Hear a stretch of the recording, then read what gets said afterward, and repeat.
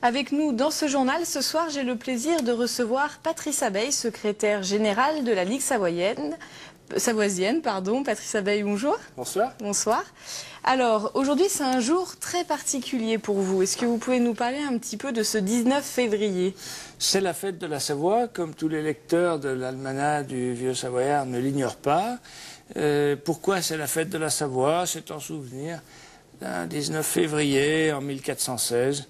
Date à laquelle le comte de Savoie, Amédée VIII, reçut la couronne ducale, c'est-à-dire, dans le cadre du Saint-Empire européen, dit romain germanique, la souveraineté, donc c'est l'origine de la souveraineté de la Savoie, c'est 1416.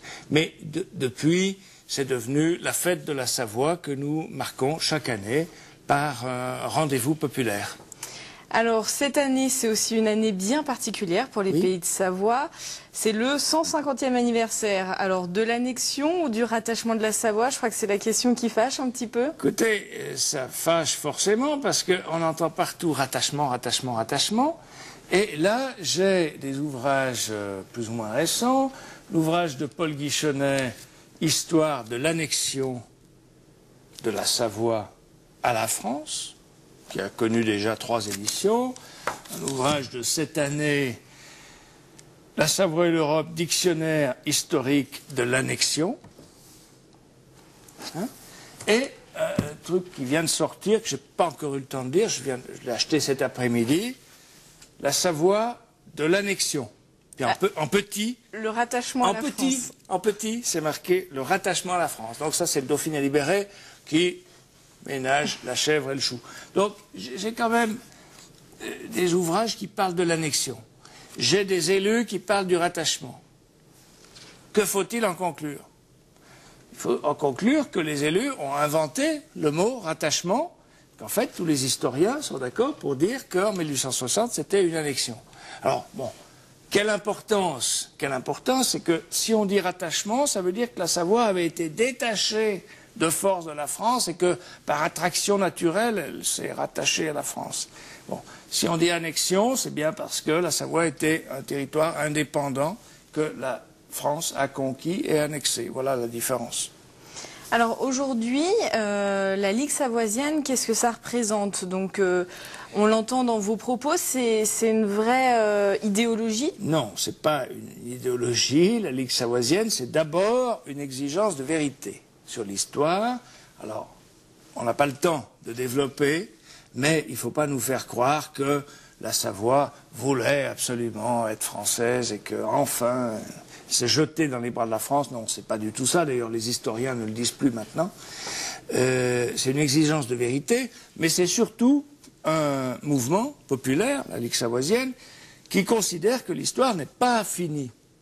C'est pas fini, c'est pas parce que il y a eu une certaine décision que nous ne contestons pas, il y a 150 ans, que l'avenir est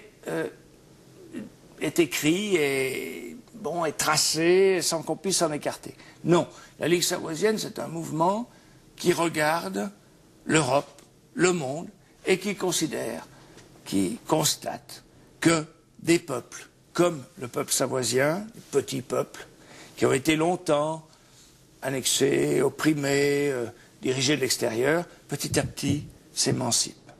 Donc la Savoie indépendante, vous y croyez? La Savoie indépendante, c'est possible. Pourquoi pas? Dans la mesure où la Slovénie indépendante, ça existe, où Malte indépendante, ça existe, où la Catalogne, l'Écosse, la Flandre sont au bord de l'indépendance, sont déjà tellement autonomes qu'elles sont presque indépendantes. Donc la Savoie indépendante, c'est possible. À défaut, une formule d'autonomie, bien entendu, nous conviendrait, comme elle convient à nos cousins valdôtains qui sont dans le cadre de la République italienne, autonomes, c'est-à-dire qu'ils n'ont pas de préfet, ils font leurs propres lois, ils adaptent les lois italiennes à leur territoire. Tout ça serait évidemment bénéfique pour la Savoie. Pour ce week-end de festivités, qu'est-ce qui est prévu?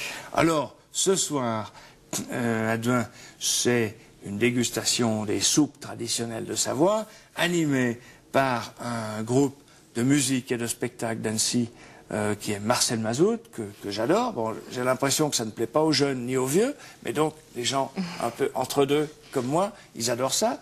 Donc ça, c'est ce soir à Douin. Et puis dimanche, nous avons un banquet plus traditionnel avec un orchestre qui fera danser les gens, toujours dans la salle des fêtes de Douin. Patrice Abeille, merci beaucoup d'être venu sur ce plateau ce soir. Je rappelle que vous êtes le secrétaire général de la Ligue savoisienne. Merci, à bientôt.